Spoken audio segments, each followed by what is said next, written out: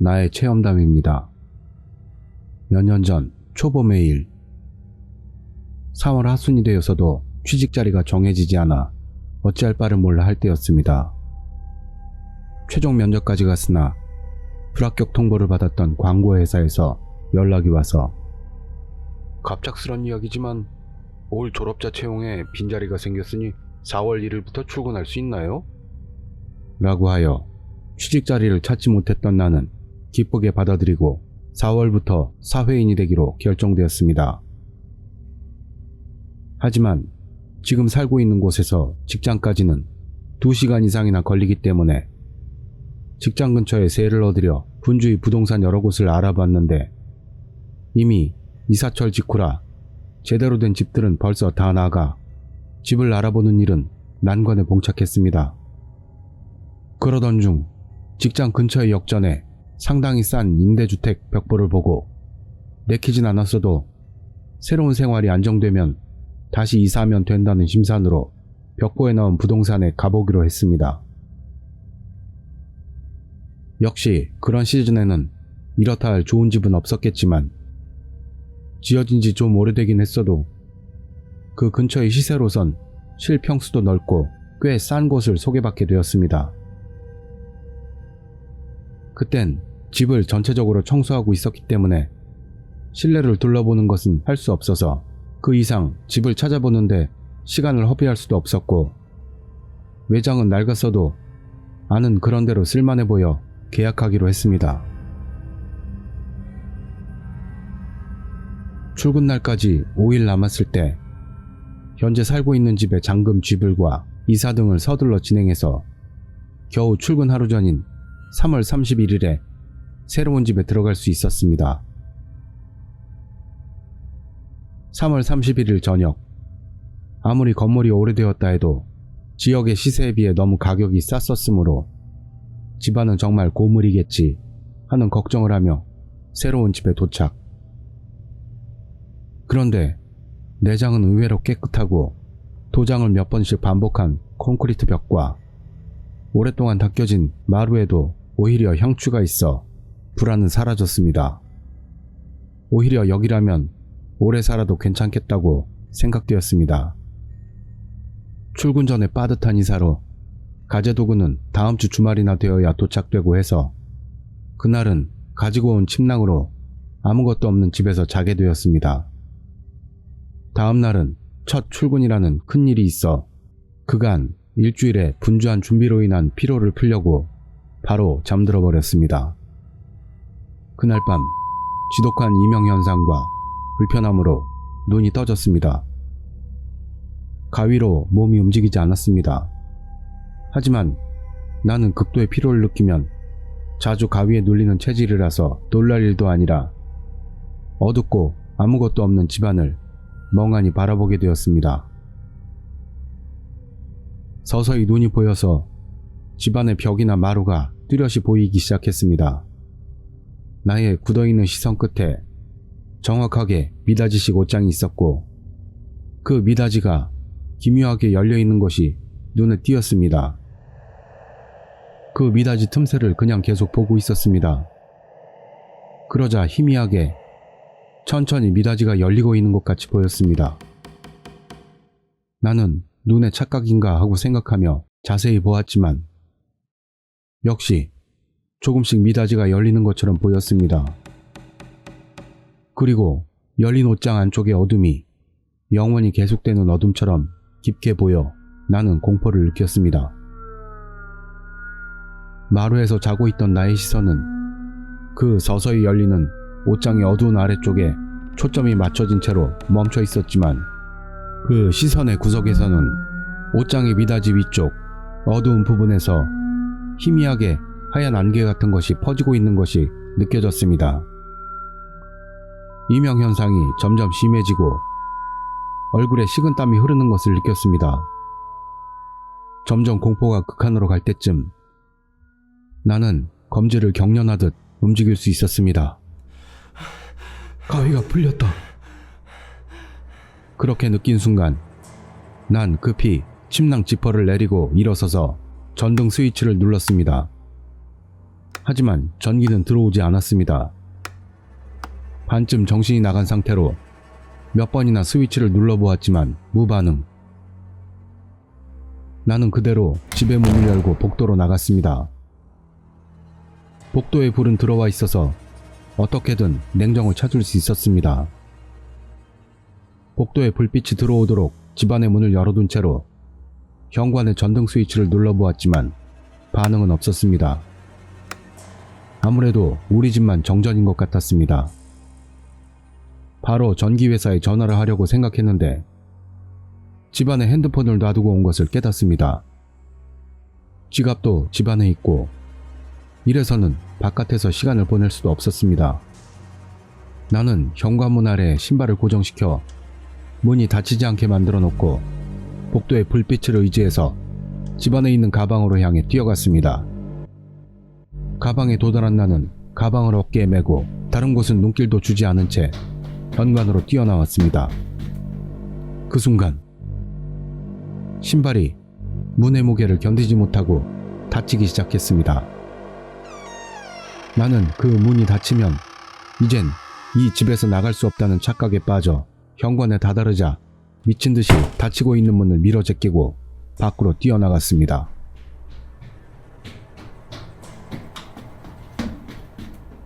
그날은 역전의 만화방에 아침까지 피난을 가 있었습니다. 그 일로 완전히 잠이 깨버려 잠을 잘 수 없었던 나는 아침까지 만화를 읽으면서 시간을 보냈습니다. 아침이 되어 거리는 분주해졌고 나도 완전히 여유를 되찾은 모습으로 지난밤 자신의 행동을 생각해보며 생각 이상으로 겁을 집어먹은 스스로를 깨닫고 쓴 웃음을 지었습니다. 특별히 뭔가를 확실히 본 것도 아니고 그냥 옷장이 조금 열려 있었던 것을 정전과 연관지어 패닉이 되다니. 집에 도착해 차단기를 확인. 차단기는 올려져 있어 이상이 없었고 전열기를 켜놓고 자다 보면 그런 일도 있을지도 모른다고 생각했습니다. 옷장은 확실히 반 정도 열려 있었으나 열고 확인해봐도 문제는 없었습니다. 바로 샤워를 하고 옷을 갈아입고 직장으로 향했습니다. 지금 생각할 것은 새로 이사온 집의 옷장 같은 게 아니고 직장의 일이다라고 기분을 바꾸면서 나는 스스로의 행동을 비웃었지만 그날 이후 밤에 귀가하면 현관문을 열어둔 채로 전기가 들어오나를 확인하고 옷장을 빈틈없이 닫고 박스 테이프로 막고 나서 불을 켠 채 침낭에 얼굴까지 파묻고 잠을 자곤 했습니다.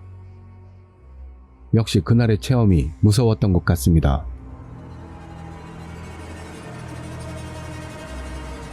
주말에 가재도구가 도착할 예정이었지만 급한 일이 생겨 여자친구에게 받아달라고 부탁하게 되었습니다.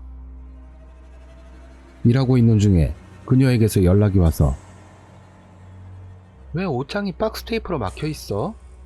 뭔 일인지 모르겠는데 열어봐도 돼? 라고 하여 첫날에 바퀴벌레가 옷장 속에 있었다고 적당히 둘러댔습니다.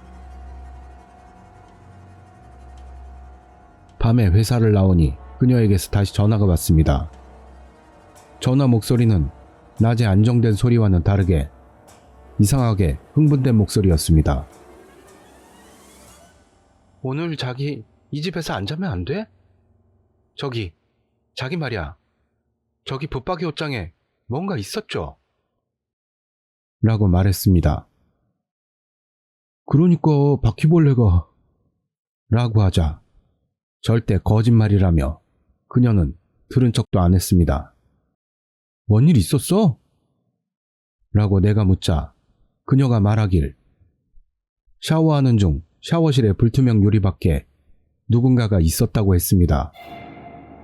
소름이 돋았습니다. 기분 탓이겠지 라고 했으나 그녀는 몇 번이나 사람 그림자가 지나다녔다고 말하며 들어주질 않았습니다. 결국엔 자기 귀신 나오는 거 알고 있으면서 날 부른 거야? 라며 화를 내기 시작했습니다. 나도 그런 말 하면 오늘 못 들어가잖아. 장난치지 마.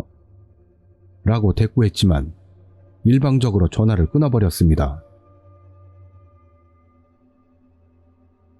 그날 집에 도착하니 가재도구는 깨끗하게 정돈되어 있었고 정성을 다해 랩에 쌓인 식사가 식탁에 준비되어 있었습니다. 그녀에게 미안한 마음에 전화를 걸었지만 연결되지 않았습니다.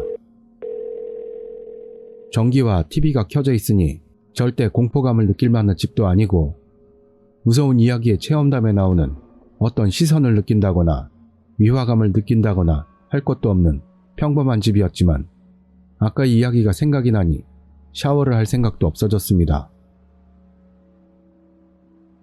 식사를 끝마치고 침대에 들어가서 TV를 보고 있다가 첫 직장에 일주일간의 피로가 몰려와 언젠지 모르게 잠이 들고 맙니다.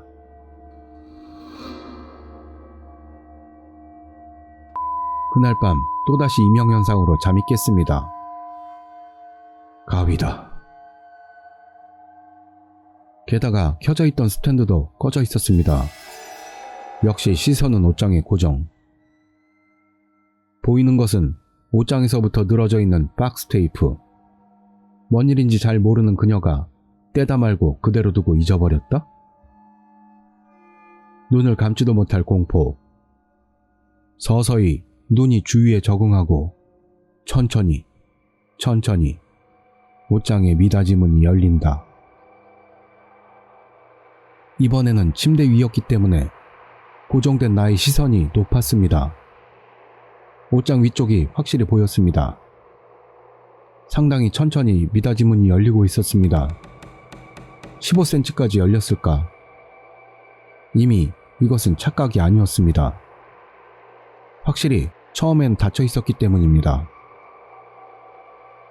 열린 옷장의 틈새로부터 꾸물꾸물하는 하얀 것이 보였습니다. 그것은 옷장 안쪽에서 미닫이 문까지 걸쳐져 있었습니다. 손. 그것은 확실히 사람의 손이었습니다. 손가락들의 첫 번째 관절 근처까지밖에 보이지 않았지만 4개의 손가락이 미닫이 문에 걸쳐져 스르르 하며 문을 열고 있었던 겁니다. 소리를 질러보려 해도 목소리가 나오지 않았습니다. 미치기 일보 직전의 공포. 이윽고 미닫이 문이 30cm 정도 열리자 이번에는 시커먼 뭔가가 보이기 시작했습니다. 사람의 머리카락이다. 그것은 옷장의 상단에 옆으로 누워있는 것 같았습니다. 결국 그것의 이마까지 보였을 때 하나의 공포가 스쳐 지나가며 이것과 눈을 마주쳐선 안 돼 하고 생각하는 순간 손가락이 떨리며 가위가 풀렸습니다. 곧바로 이불을 머리까지 덮었었습니다. 분명 불은 또 켜지지 않을 것이다. 직감적으로 그렇게 느끼며 이불 속에서 몸을 둥글게 말고 떨고 있었습니다. 어느 정도 시간이 지났을까? 필사적으로 이불 속에서 아침을 기다렸습니다. 하지만 조금 지나니 침대의 매트리스의 한 부분이 가라앉는 게 느껴졌습니다. 나 말고 이 침대 위에 누군가가 있다. 하지마. 사라져줘. 라며 필사적으로 빌었을 때 이불이 뭔가에 끌려가는 것을 느꼈습니다. 이불의 틈새로 하얀 발끝과 머리카락이 보였습니다. 나는 결국 공포의 정점에 이르러 미쳐가고 있었습니다. 이불을 강제로 끌어당겨 놓곤 죽여버린다!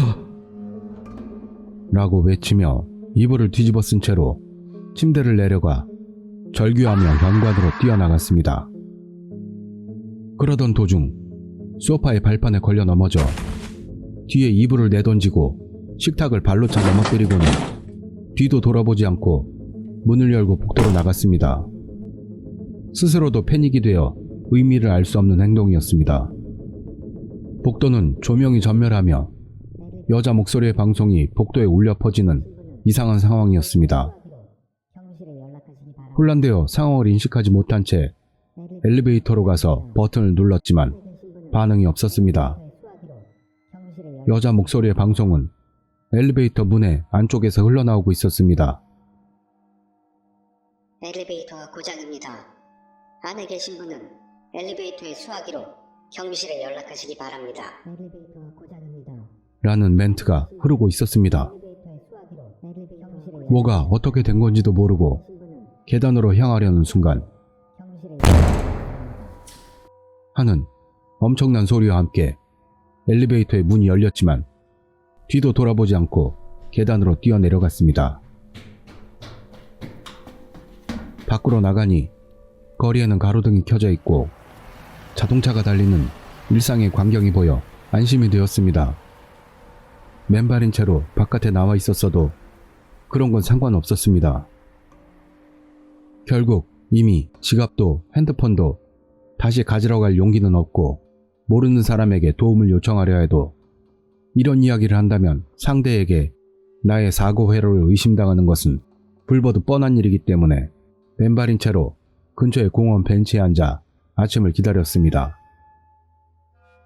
아침이 되니 점점 그것의 일을 생각하면서 화가 나기 시작했습니다. 도대체 어떤 귀신이 사람을 이렇게 갖고 놀면서 사람 흉내를 내며 장난치는가?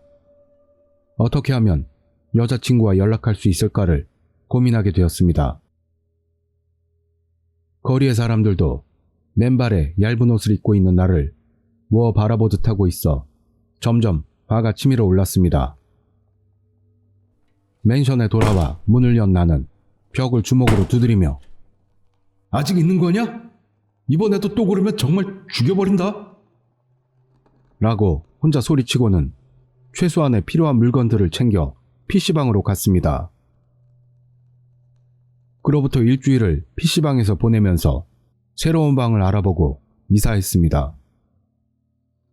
역시 그날의 공포가 뇌리에 박혔는지 이사하고 나서도 오랫동안 혼자서는 불을 끄고 잘 수 없었습니다.